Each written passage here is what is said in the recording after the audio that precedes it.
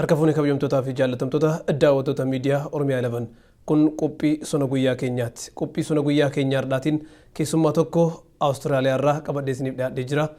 Melbourn Awustiraaliyaa kan jiraatan obbo Aliyyi Galatooti. Baga nagaan gara Oromiyaa 11 dhuftan. Ulfaadhaa isinillee waan naaf eertan. Egaa mariin goonu har'a gaafiif deebiidha. Wanni irratti mari'annu gahee hawaasni tokko qabsoo fi nageenya kabachiisuu keessatti qaburraa gaafiif deebii isin wajjin godhuudhaaf asitti argamtanii jirtanii ulfaadhaa ammas irra deebiidhaan baga nagaan dhuftanii. Mee hawaasuma keessa jiraattan irraa haa jalqabnuuti. Hawaasni Oromoo Melbourn Awustiraaliyaa jirtan haala kamiin qabsoo hawaasa Oromoo keessatti mee dura hawaasuma saniyyuu naa ibsii achi booda gahee keessanitti tarkaanfanna.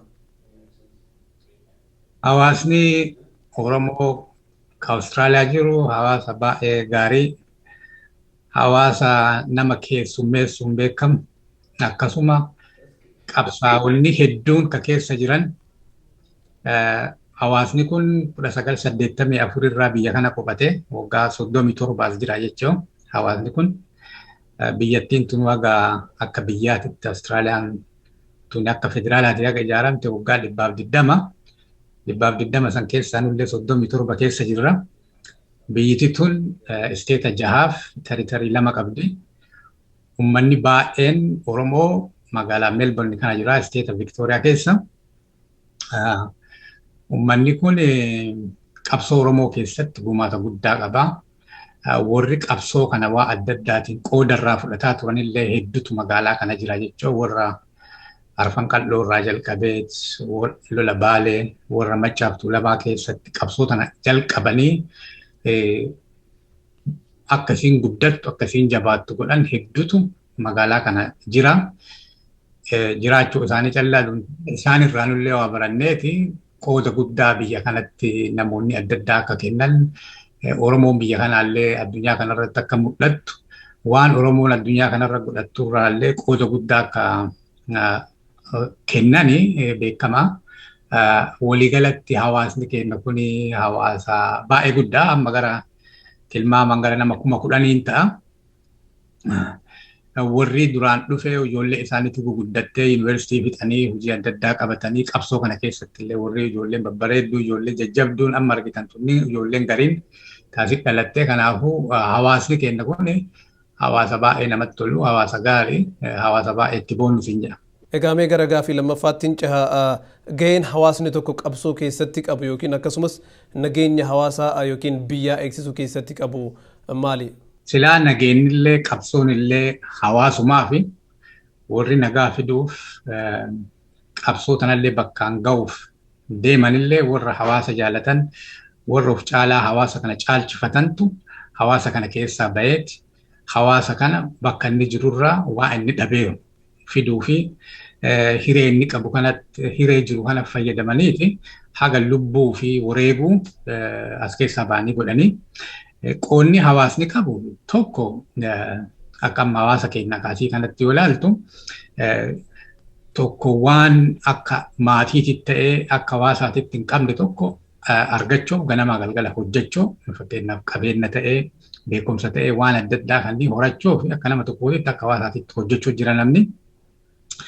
Kabiraa ijoollee isaanii dhalattu ta guddattu tunniin ijoollee amala gaarii qabdu. Ijoollee namummaa qabdu akka taatu amantiin ta'ee aadaan ta'ee qajeelfatanii guddisanii addunyaa kanaa kennuu irratti qooda guddaa qaba jechuudha. Hawaasni magaalaa kanatti ijoollee hedduu taasif dhalattee guddatte diqqeennaan biyya kana dhufte guddattee jabaattee ofillee gargaartee hawaasa kanallee gargaartee maqaa hawaasa kanallee ol kaafte hedduutu jira. Kabiraa hawaasni tokko qabsoo godhamu ta'ee aadaa guddifamu ta'ee waan akka sabaatitti godhan kana gargaarsaan ta'ee ofiiyyuu qoodarraa fudhachuun ta'ee waan adda addaa godha. Sodaa wanti hawaasni keessa hin jirre wanti guddatus hin jiru wanti jabaatus hin jiru. Kanaaf hawaasni qoonni isaa akka nama hawaasa waa godhuutti ta'ee akka isaayyuu tajaajila fudhatiitti ta'ee wanti hawaasni keessa hin jirre wanti ta'amu takka illee waan hin jirreef jecha qoonni hawaasaa baay'ee guddaa jechuun hawaasni Oromoo kuni gatii guddaa kafale jechuudha. Waan Oromoo kanatti ammallee kafaluma jira jechuudha. Dhumanne kanaaf qooda guddaa qaba jechuudha hawaasni. Galatoo maatimee gara hawaasni Oromoo yeroo ammaa kana qabsoo guddatti jira. Isin akka hawaasa Melbourn jirutti yookiin Awustiraaliyaa jirutti hawaasa Oromoo achitti argamuutiin qabsoo hawaasa Oromoo kana bifa kamiin utubdanii itti deemutti jirtan yookiin gaheen keessan maal fakkaata? Hawaasni kun tokko warra biyya keessatti waan adda addaatiin qabsaa'an gargaaru. Qabsoo ofirraa diina ittisuu ta'ee, qabsoo diinagdee ta'ee, qabsoo siyaasaan waa Oromoo kan afoosisuu ta'ee, qabsoo Oromoon addunyaa kana keessatti akka mul'attu godhuu ta'ee, warra qabsoo kana godhan miidhaman gargaaruu ta'ee, odeeffannoo biyya keessa jirtu fuudhanii addunyaan dhaqqabanii furmaata akka argatan godhuu ta'ee, dhiibbaa warra fedhii kennaafuu dhaabatan dhiibbaa itti godhu karaa mootummoota addunyaa kanaan ta'ee, karaa adda addaatiin dhiibbaa irra godhuu irratti gargaarsa godhuu ta'ee, hawaasni kenna qooda guddaa kennu jira jechuudha.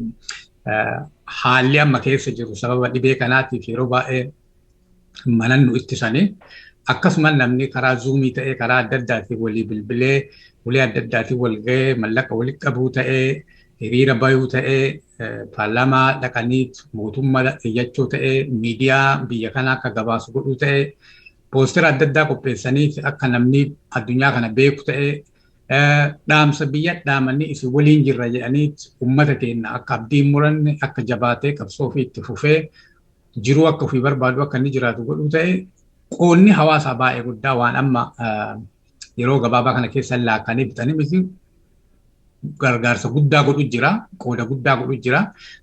Wanti nu goonu guddaan waan isaan achi godhatanii hin dandeenye asitti godhuu fi tokko hiree nu qabnu kanan qabani bilisaan dubbachuu waan hin dandeenyeef jecha nu warri biyya bilisaa keessa jirru kuni ummata keenya biyyaa sanii akkuma amma itti jirru kana laagaa isaanii waan isaan irra jiran addunyaa kana beeksisu diinagdee waan as argame kana fuudhanii biyya erganii akka isaan gargaaraman godhuu ta'e waan adda addaa barreessanii tulee adda addaatti galchuu ta'e ufiifuu walitti dhufanii hamilee ta'anii hin jirre jedhanii alagaan nu akkatu kana hin jirre jedhanii mul'achoo ta'e akkasuma guyya guyyaan aadaa ofii guddisuu waan qabsaarruuf kana maaliif tokko wanti qabsaarruuf aadaa keenyaan jiraachuuf qabeenya keenya irratti abbaa ta'uu ofii bulchuu kanneen shaakaluuf waa adda addaa godhuu jirra jechuudha kanuma jirra hawaasni.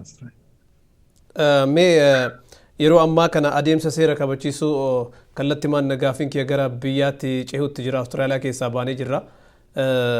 Yeroo ammaa kana seera kabachiisuu keessatti bu'aawwan gurguddaa lamatu jira. Mootummaan biyya keenyaatis seera kabachiisuudhaan yeroo ammaa bu'aawwan lamaan kana keessaa tokkicha dhandhamutti jira. Yookaan gaariidha yookaan hammeenya. Yeroo ammaa kana immoo wanni argaa jirru bu'aan seera kabachiisuudhaaf jalqabame sun gara hin taanetti deemutti jira. Isa kan akkamitti ilaaltu isin? Ka duraa ati seera kabachiisuuf ati nama seeraa ta'uu qabda. Mootummaa lamma jiru kun mootummaa seeraati miti inni.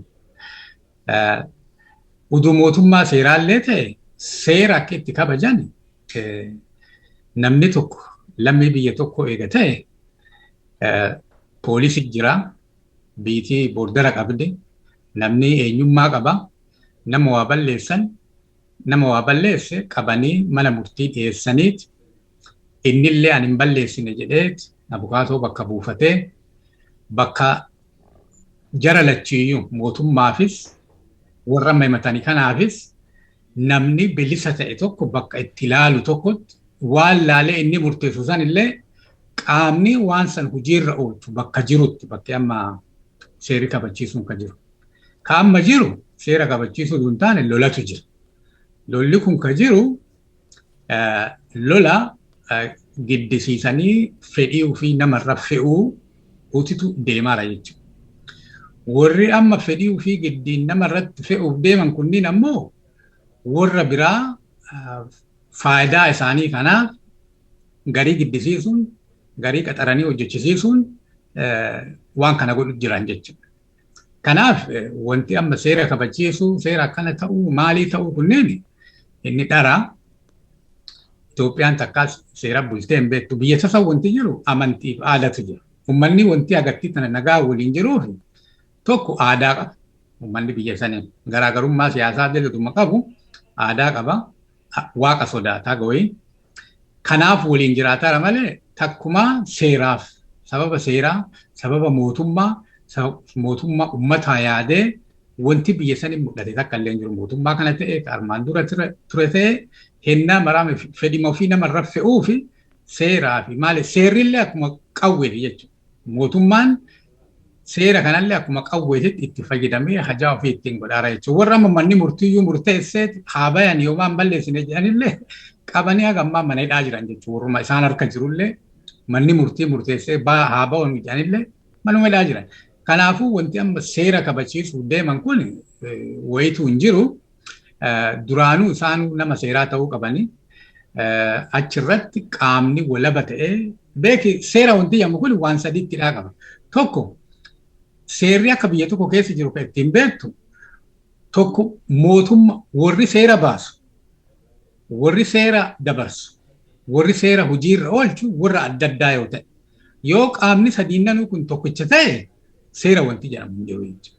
Kanaafuu biyyattiin suni qaamni sadiinanuu bakkuma tokko waan jiruuf jecha seeratu jira jechuun hin danda'amu jechuudha. Kanaafuu bakka biyya seerri hin jirre keessatti ammoo seera kabachiisuuf deemuun ammoo qajeelaa waan hin taaneef waan seeraa irraa so'oon bu'aan qabu waa'ee aadaa fi waa'ee amantii irraa yoo ta'e malee. Galatooma yeroo ammaa kana lolli egaa waa'ee lolaa kaasne gareen TPLF fi mootummaa naannoo Amaaraa jidduutti lolatu deemaa jira. Isa kanaaf immoo akka gargaarsaatti humnoota addaa naannoo Oromiyaatii fi milishoota naannoo Oromiyaattu guuramaa jira. Isin akka Oromootti dhaamsi isaaniif qabdan maali? Isa kan akkamitti ilaaltu?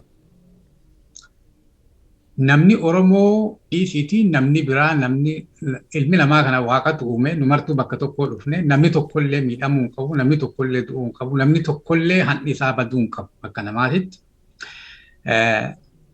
Nu akka qabsaa tokkootitti namni baay'ee nu yaachisu warra ilmaan Oromoon akka sabaatitti mataa ol qabatee biyya ofii irratti abbaa ta'uuf warra uf kennee Oromoo jiraachisee ofii badee warra sanniiniif ulfinna guddaa qaba. Warra namaa qaxaramee mindaa argachuuf ta'ee Oromoo miidhuuf ta'ee maalii ta'e kanneen yoo danda'ame gorsaniiti akka isaan deeban godhu. Haala dhageenyurraa wanti isaanii himanii fi wanti isaan godhan adda addaati. Amma hedduu isaanii ulee adda addaati yeroo booji'amaniiti haasaanii arginaa wanti isaan haasaan akkana nuun jedhanii warra akkasiititu biyya seeneera jedhanii diinatu diidaa seeneera jedhanii nu fe'anii nuun deemanii. Garii isaanii ammoo garuma nu fidaara nutti himanii waa mala jedhanii waa akkasii dubbatan jechuudha. Kanaaf uummanni Oromoo waan bakka isteeta biraa dhaqeeti. Takkaffaa waraanni biyya tokko biyya keessatti sitiziinii biyyaatiin hin lolu. Daangaa ittisuuf. Waan biyya keessaa poolisii waan kana wanna jedhu. Waraanni tokko ka'ee isteeta biraa dhaqee lammii ofii kana ajjeesee hidhee yoo rakkisu taate teknikaalii biyyitiin hin jirtu jechuudha. Kanaafuu uummanni Oromoo wanti inni Tigraay dhaquufillee wanti inni zoonii Amaaraa dhaqeellee wanti amma mootummaa amma jiru kanallee dhaqee gargaaruuf takka illee hin jiru. Maaliif mootummaan amma jiru kun mootummaa namoota nu akka lubbuutti jaalannu namoota jiruu fi dhiisanii uummanni Oromoo jiruu gaarii akka jiraatu qabsoo godhan kaan ajjeesanii kaan mana hidhaatti warra guure jechuudha.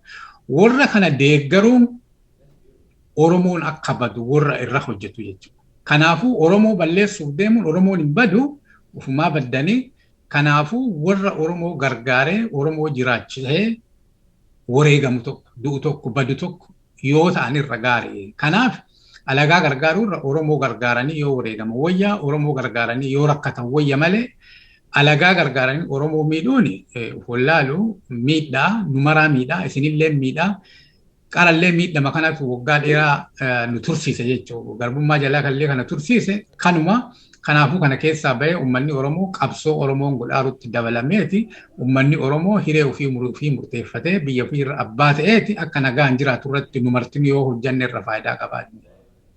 Gaafiin itti aanu mootummaan naannoo Amaaraa kan yeroo hedduu uummata Oromoo Wallootiif akkasumas naannoo Shawaatitti jumlaadhaan hawaasa Oromoo buuqisaa tureef akkasumas ajjeesaa mancaasaa ture.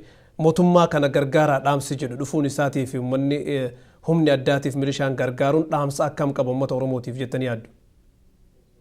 Diinummaa jechuudha. Warra amma uummata kan kee ajjeesu, fixu, hidhu, qeerraa buqqisu, waliin dhaabachuun diinummaan kanaa waliin jiru jechuudha.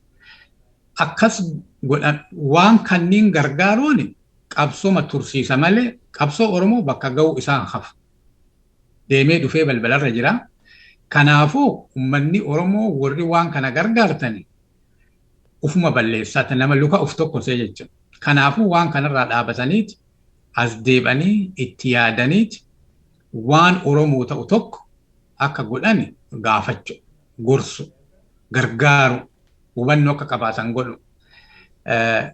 Kanaa miti uummanni Oromoo dhumachuu qaba, rakkachuu qaba, gargaaruu qabnaa jedhani. Jarri yoo warra amma isaaniin lolaaru kana fixeen booda isintu itti aana jechuudha.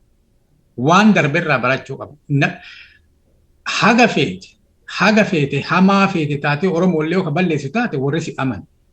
Nutu jara amanuuf, jara jala deemuuf nama kennat deema malee jarri ati Oromoo taatee jennaan nama armaan duraarraa barachuu hin dandeetta. Warra amma mootummaa Itoophiyaa kana jiraachisuuf lubbuu fi kennee wanna jiran kana hedduu rarraasanii, hedduu hidhanii, hedduu balleessanii. Kanaafuu Itoophiyaan ennaa maraa nu amantu. Itoophiyaan Oromoo amantu. Kanaaf uummanni Oromoo ennaa maraa walumaan dhaabatee qabsoo tana bakkaan ga'eeti nagayaan ofiillee jiraatee nama biraallee kan jiraatu. Maaliif furmaanni bira jara bira hin jiru. Furmaanni kan jiru uummata Oromoo bira jira. Uummanni kuni nu tuffata. Nu waliin jiraachuu illee fedhii hin qabu. Nu bitee akka meeshaatiin nu waliin jiraachuu barbaada. Nu jalatti akka nuun qotachuu barbaada jechuudha.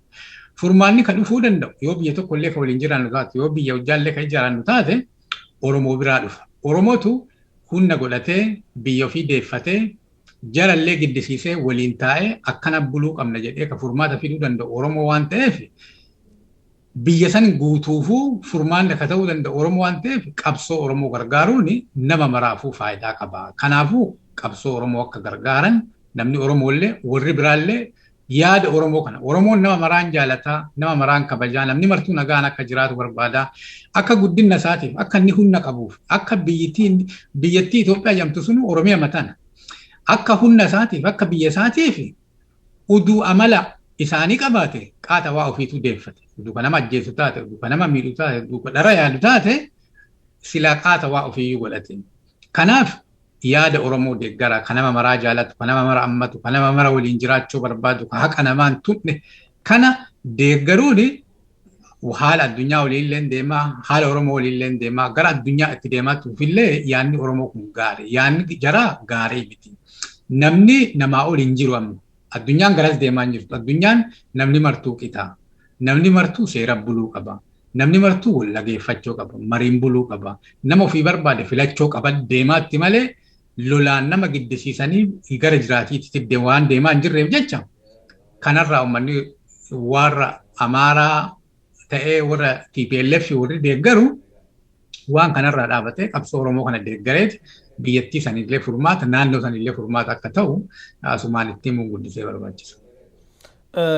Ulfaadhaati mee yeroo hedduu rakkoon guddaan jiru keessattuu gara humnoota naannoo addaa poolisii naannoo Oromiyaatiin wal qabateetiin akkasumas milishoota illeen hedduun isaanii firuma kenna hedduun isaanii ummatuma Oromoo keessa warruma dhalate Oromootuma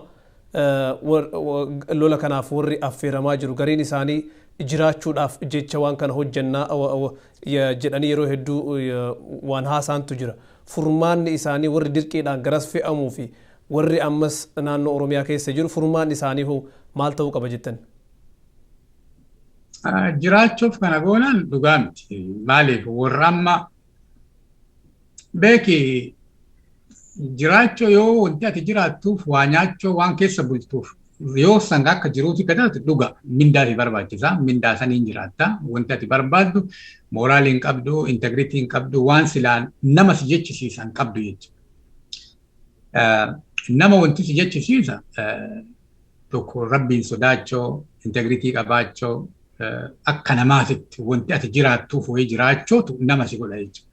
Yoo wantummaa ati jiraattuuf waa nyaatteetuma waa keessa bultee waan jechuudha loowwan jechuudha. Furmaanni haga bilisummaan beeki aadaanillee, amantiinillee, nagannillee, barnoonnillee, ijoolleellee wanti martuu ka jiraattu yoo biyya qabaatte. Biyya tana ammoo ka qabaattu yoo bilisa taate nama ofii ta'aa yoo filatte. Amma warra kaantu sodaate malee waan kana uummata kennaniiti uummanni iduu murteesse salpha. Nama isaa ta'u yoo filatan biitii nagaan jiraatti. Amma isaan didaaran. Haga waan sanit deebaniiti uummanni waan nama ofii barbaadu filatee, waa ofii barbaade murteeffatee, akka ofii barbaadutti akka inni jiraatu yoo uummata hiree hin kennine lolli kun ittuma fuufa. Lolli kun itti fufuun ammoo rakkoo guddaa fidaa deema jechuudha. Warra rakkoo Oromoo ta'ee biyyattii sanii babadhisu keessaa tokko ta'uun jireenyaaf godhaara jechuu hin danda'u namni. Jireenya of sakaalaa kan kee callaa miti ijoollee kan keetillee sakaalaa deemtaa jechuudha. Kanaafuu furmaanni maali? Furmaanni bakkuma jiru marattu uummanni waa ofii akka murteeffatu, nama isaa ta'u akka filatu dhiibbaa godhu. Bakka jiran mootummaa keessa illee yoo jiraatan, bakka biraallee yoo jiraatan furmaanni uummanni waa isaa ta'u akka murteeffatu godhu. Yoo uummanni waa ofii barbaadu akka inni murteeffanne kan gargaarre taate ammoo uummata giddiin bulchuun haguma inni humna argate akkuma fincilee TPLF hin jissesan warra kanallee jissa jechuudha. Gaafa achi jiddan warra TPLF illee hin ga'u jechuudha warri ammaa kun. Maaliif waa isaan godhaaran mara waraabbamaa sibiilarra jira gari dhaqan hin jiru jechuudha. Bakki itti dhokatan hin jiru, gari dhaqan hin jiru, namni martuu eegaara jechuudha. Kanaafuu namni martuu yoohaan karaa qajeelaa deebi'ee warri mootummaa keessa jirus warri kuuwwanis karaa qajeelaa deebi'ee karaan qajeelaan maali? Namni martuu uummata waan sodaatuuf hin qabu. Uummanni waa ofii barbaade akka murteeffatu, nama ofii barbaadu akka filatu waan sanit dhiibanii, walitti dhufanii, mari'atanii, waan wayirra walii galaniiti karaa uummanni nagayaan jiraatee ijoollee ofii akka gaarii barsiifatee ijoollee isaanii addunyaa tana keessatti dorgomtee bakka barbaadde jiraattee beekumsa qabaniif aadaa qabanii addunyaa kana keessatti akka mul'achuu danda'u irra hojjechuu dhiisee namni ganama galgala walajjeessaa yoom barata namni. Kanaaf garri furmaata itti ta'uu danda'u gara marii, gara walaga'iitii, gara uummanni waa ofii barbaade akka murteeffatu, gara namni nama ofii barbaadu akka filatu godhuu irratti hojjechuun furmaata ta'a. Wanti amma godhaaran kun furmaata eenyullee hin ta'u. Warra godhaaruufillee, warra kaawwaniifillee hin ta'u. Kanaafuu namni martuu dubbatamee himameera beek nama hedduutti dubbateera hin dide malee namni. Ufafoo adda waan gaarii didaaranii garuu waan gaarii kana didaniiti waan hamaa itti dhufaaru sana ammoo diduu hin danda'an. Kanaaf yoo haa oduu deebanii waan gaarii godhanii, waan gaarii deebanii namni martuu waan gaarii irratti wal dhaga'ee oduu hojjetee bu'aa guddaa qabaa hin jiru. Galatooma gaafii kee xumuree jiramee xumura irratti dheebuun Oromoota hundaatu tokkummaadha. Abjuun keenya immoo bilisummaadha. Isa kanaaf dhaamsi xumuraa isin hawaasa Oromoo kanaaf qabdan maali? Uummanni Oromoo bilisummaa tokkummaan kunniin kan dhufu yoo uummanni Oromoo humna godhatte jechuudha. Namni addunyaan tun akkasii warri addunyaa tana keessa mul'atu namnillee dhagahu taa'ee namnillee waliin dubbatu warra humna qabu. Humniti kun tokko humna namaa waa godhiiti. Uummanni Oromoo kun jabaatee waa ati waa namaa gootuuf namni si dhagaha. Yookiin ammoo yoo ati waa ofirraa dhoogitee waa ati nama godhuu dandeetta. Yoo homaallee kana mangoole taate, yoo homaallee kana mangoole taate namni si dhaga'uus hin jiru. Bilisummaan keellee dhufu, tokkummaan keellee dhufu. Maaliif namni jidduu seenee innaa maraa si deeguu danda'a, akka itti ijaaramne si dhooguu danda'a. Nama jabaa kan kee fuudhanii hidhan, nama jabaa kan kee fuudhanii ajjeesan, si beelessan, qeerraa si buqqisan, akka hin naganne si dhooggan, gibira si baay'isan, amantii kan kee akka faana hin deemne si dhooggan. Kanaaf maali? Namni hulema jiru maratti wal jabeessuu, humna walii ta'uu, wal dhaga'uu, wal ijaaramu, walitti gurmaa'uu, waan adda addaa godhee akka humna qabaatee akka namni sodaatuun, akka namni kabajuun, akka namni waa isaa hin tunne, waa isaa akka hin gamne biyyuma maratti ijaarameet walitti dhufee ijaarsa kana waliif fidee humna jabaa tokko ta'eeti waa ofii kana deeffatee biyya ofii irratti abbaa ta'uu irratti hojjechuun guddisee barbaachisa. Kanaafuu kana godhuun maal godhuu qabna? Haga nuu danda'ametti waan hin barbaanne dhiifnee waan barbaannu haasa'uu jalqabuu qabna.